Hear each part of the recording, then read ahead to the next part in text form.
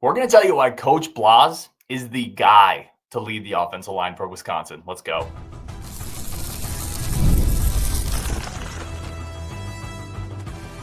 You are Locked On Badgers, your daily podcast on the Wisconsin Badgers. Part of the Locked On Podcast Network, your team every day. What is going on, Badger fans? Welcome to Locked On Badgers, your team every single day, part of the Locked On Podcast Network. I'm your host, Ryan Herrings. Appreciate you being here. Appreciate you making this your first listen every day and being an everydayer. Today's episode, we are talking about Coach Blazek. Why is the right person to lead this offensive line? How good could this group be this year? Jeff Grimes' new offense and some thoughts on Brady Collins as well. We got a great guest joining. First time on the show, but definitely not the first time I've talked to him. Coach Mac, we got AJ McKinney coming in.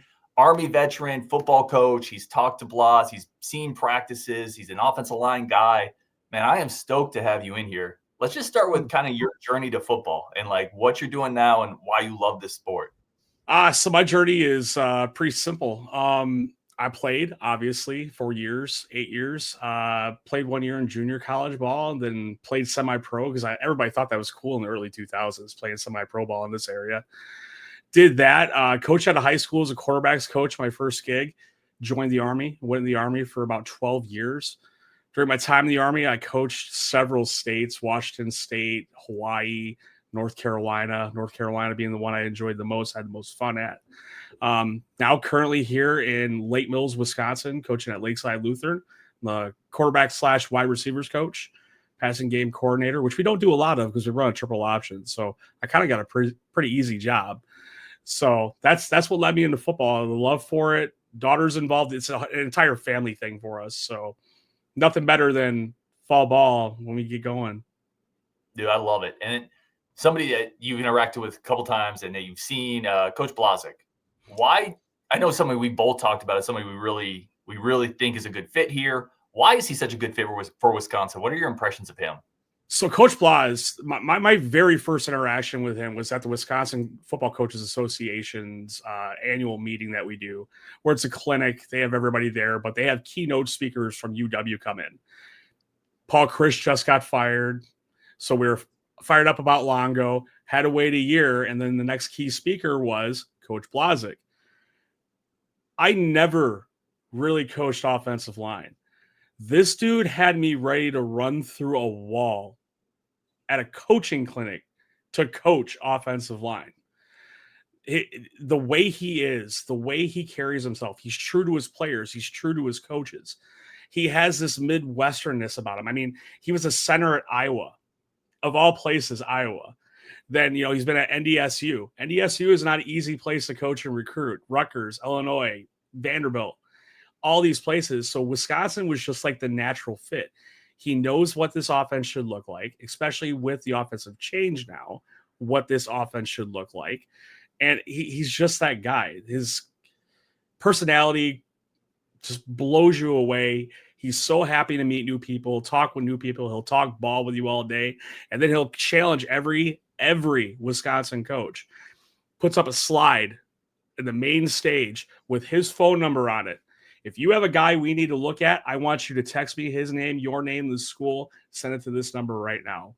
Every time he's out. That's phenomenal. And I want you to hit on something you talked about, kind of coaching. You mentioned this new system, this new style that's coming in offensively with Coach Grimes.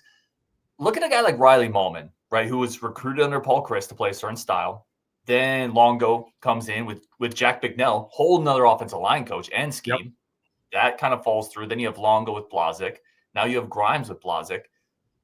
What does it do maybe for the development of a guy like a Riley Mahlman who's played basically in 3 different systems now with 3 different offensive line coaches? So with Riley, he's kind of going back to what he thought he was going to be in the first place. So it's kind of that circle of life.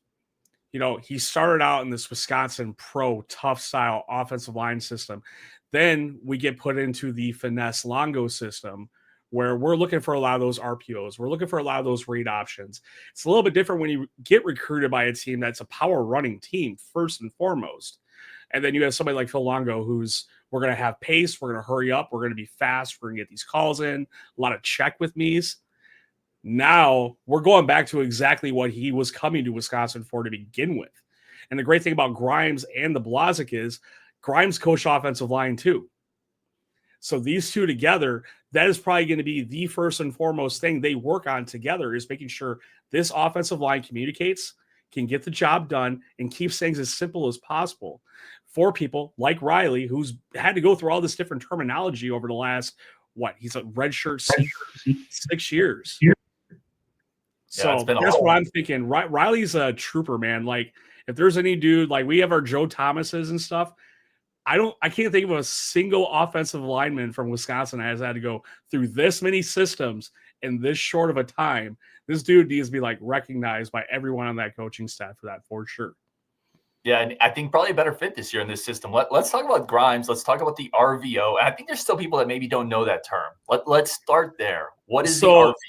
The reliable, violent offense. I love that. I mean, we used to I had an offense out in North Carolina that was we call it the POS, the pass option spread, or you can take the POS and make it whatever acronym you want to. But I mean, it's going to be a run first offense. What we're going to try and do is we're going to pound you. We're going to pound you over and over again. We're going to try and get those play action attempts, and we're going to try and get the ball down the field vertically. The same thing that Longo was trying to do in a way. Longo wanted to get the ball down the field. That was his first and foremost thing. But Grimes wants to set it up with the run and commit to the run.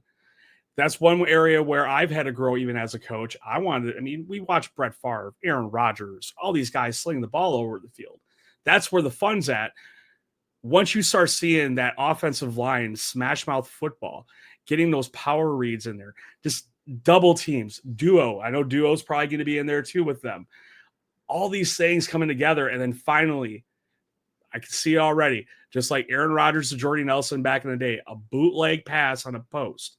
It's going to be beautiful, and it's going to work. The emphasis also is going to be on motion.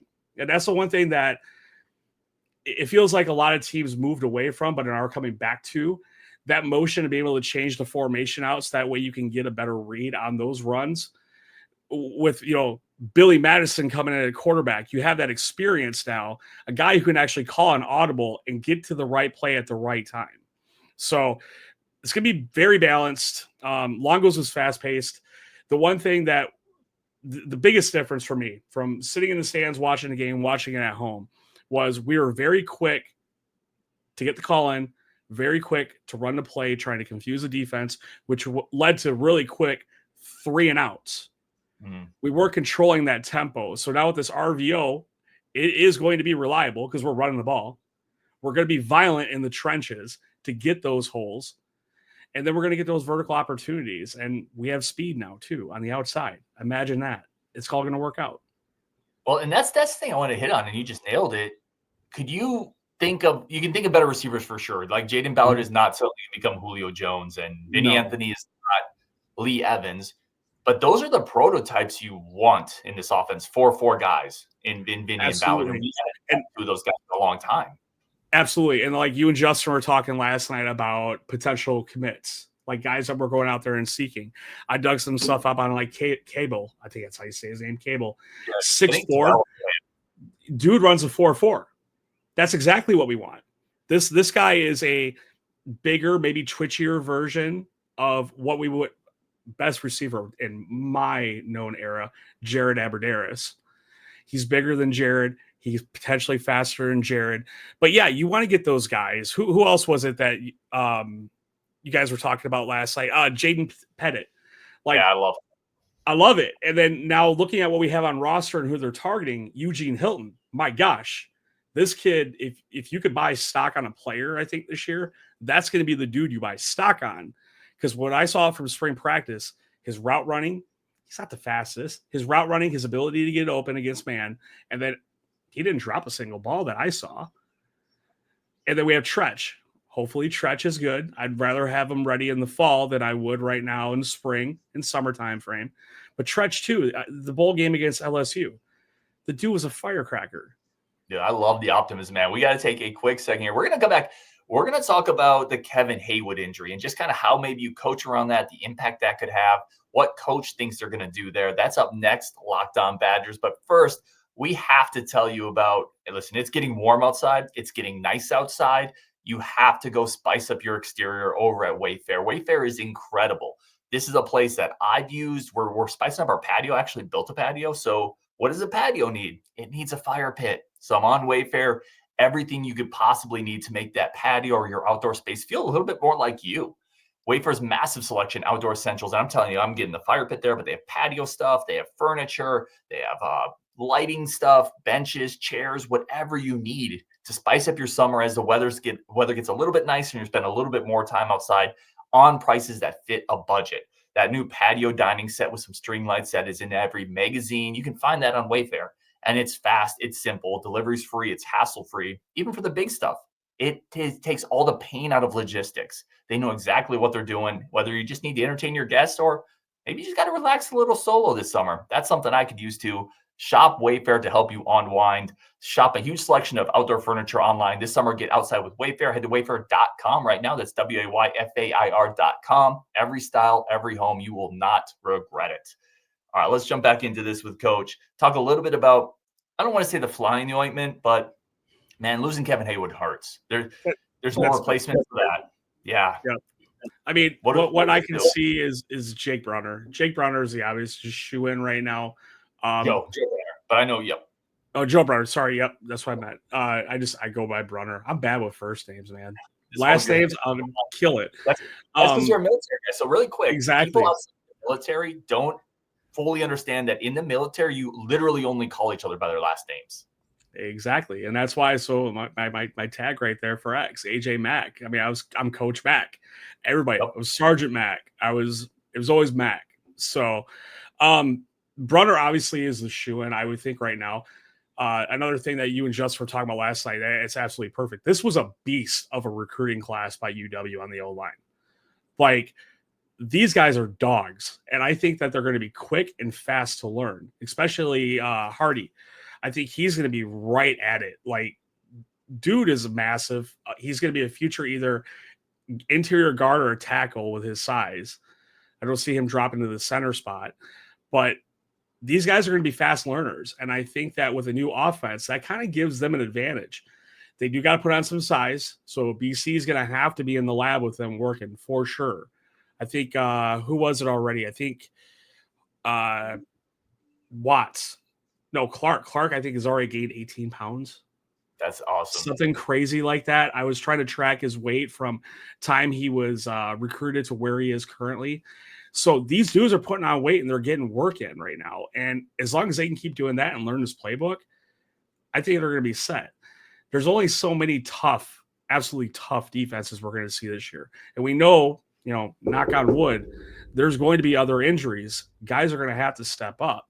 But who else at that point? And that's where I think those young guys are going to come in and they're going to be impressive. You're going to need them, right? To your point, I think the last two classes have been pretty good. There is kind of this experience gap between those guys and the depth in the upper classes. Yes. I look at a guy like Mandel. I look at a guy like Coverly. Nolan Davenport is a guy who athletically tests out extremely well for his size and has already moved too deep. Give me another young guy that we mentioned Hardy Watts right there with you. He came in ready-made size. He just needs technique reps. So, give me another young guy. Pancake King, Clark himself. Like, I watched his film again this morning just because I wanted to get in tune with it again. Man, this dude loved pancaking some people. I don't think I've ever saw an offensive lineman on film that's like, okay, plays going to the right. I'm still going to stick with my guy here, and I'm going to put you on your back and lay on top of you. Like, that's just insane. His size, his pass blocking is phenomenal. Like, that was the other thing that really caught me is his ability to step back, get that quick back step, get set, and keep his quarterback clean. He does need to add some weight. That was the one thing that they're going to have to get hot on. And I see him being a future left tackle. He might be that guy when the time comes. The size is there. The frame is there. The ability, the just the energy, the motor is there to be that left tackle and keep your quarterback clean. Yeah, I love that one because both him and Davenport, they have the frame, the reach, the footwork to be tackles. And I think one of the things I think this group did really well that it's not that the previous staff and the previous regime recruited the offensive line poorly, because they absolutely did not. Mm-hmm. But I do think they kind of recruited one type of guy, kind of one body type. Whereas this staff, there's interior guys like Watson, Power, probably to me, interior guys, Davenport, Roski, Coverly, that feel like tackles. It feels like they found a better mix of bodies in a way. So what I'm thinking is they're getting these guys so they can plug and play them. There's a lot of pro teams that do that. We look at some of like the Green Bay Packers. A lot of Packers fans watch this as well. So what ends up happening is you get that injury, we can shift. We can make that ability to do that. And I think that's another thing the offensive line coaches are trying to do their best. Usually your center is going to be that 6'4" guy. You don't want your center being too tall. You don't want to be a monster. If you got a monster, use them. But that's usually height on the outside, work your way on height on the inside to a shorter guy so that quarterback can see better. So these dudes, like, they are the dudes. Justin nailed it last night, and I was like jumping up and down in here like when I watched the video. I'm like, yes, that's exactly it. You hit it. Might be the best they've ever recruited O-line. Yeah, especially with the mix of bodies and how you could project them out forward. I think they absolutely hit home run the last 2 cycles. Yep. Home run. Absolute home run. They needed to, because this program needed that depth and needed those bodies pretty badly. Let me ask you this, because this is a question I've gotten. And I'm right with you on Brunner, by the way. I think the move is you take, with his athletic ability, his experience in the program, his strength, I think you put him at tackle, you get your 5 best out there. I think that's the answer. The counter argument, which I can hear, is, well, now you've opened up a spot at guard. Because I think Brunner is a better guard than a tackle nominally. To me, guard is less demanding. I feel better with like a Mandel at guard and a Brunner at tackle. But where does that counter argument hold weight for you? So for me, in the guard position, right? Yeah, you're protected by a center and a tackle. So as a coach, like, I don't feel bad putting a younger guy in that spot, even if there's an older guy around. If you're better physically at traits and you're understanding things better, I'm putting you in that spot because I can grow you, make you even more than what you are. The older guys, new terminology, if you're not quite there yet physically, I'm sorry, you're probably still going to be a death piece. And now, obviously, with how the NIL portal and everything works, those guys might end up leaving us. What I have is I got Cumberly going into that spot. I think Cumberly is going to be that left guard. Dude's 6'6", 305. He's got what it takes, and he's got help from the inside and outside. He's been in the system a year already. Obviously, new offensive system, but he's already been with Blaz for a year.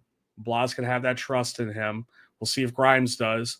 Obviously, this fall, we'll see everything. The cards will be laid out for us. But even in spring practice, like, after you got to that second group, things kind of started falling apart. And now that's another good thing. The quarterback room has improved. They don't have to be too good anymore. They don't have to be what they were last year. Last year, you had love everybody that was in that backfield last year, TBD, but they were statues. They had no mobility. You have mobility now. If the play starts breaking down because of offensive line play, those quarterbacks can escape the pocket and make a play finally. And that's going to be a huge changer in this offense in general. Yeah, I agree. I love what Billy can do with his legs. And that's a guy that Maryland early in his career would bring him in short yardage, 3rd and 1. We're going to run quarterback power with Billy Edwards. They did it against Michigan. Even your second level, Danny ONeal. Are you kidding me? I hope he stays. I hope he stays here because that dude might be the guy moving forward after Billy leaves. I know Carter's going to give him a run for his money, but it's one of those, like, I don't want you to go anywhere. You're like an upgraded version of a Chase Wolf to me. You know what's interesting? I love that you went there because when Daniel O'Neill committed, my initial thought, and I think I was wrong on this, my initial thought was, this is a guy for experience this year because you don't trust Carter Smith to play this year. But then he's gone. He's a bridge. Carter Smith is a guy. And then you see Daniel O'Neill throughout spring. You see him at the spring showcase, and you're like, man, I don't know. Like, Danny's got some moxie, man. There's some physical tools there. That's exactly it. Because even me, when I watched his film, and even I was like, okay, yeah, this is a good bridge guy in case our starter goes down again for the 3rd year in a row. We got a bridge guy. And then it's like, ooh, Billy, if you didn't have the resume you have, my man, he might have stole your job from you. Because spring, I mean, we weren't talking quarterback controversy, but after watching O'Neill go out there with the 2s and do what he did, I'm like, yeah, this guy is something we need to keep him around too. Yeah, I think you file it away in your head and you say, next year I think it's a quarterback battle, and it wouldn't shock. Absolutely. Yeah, it wouldn't shock me. It'd be so good.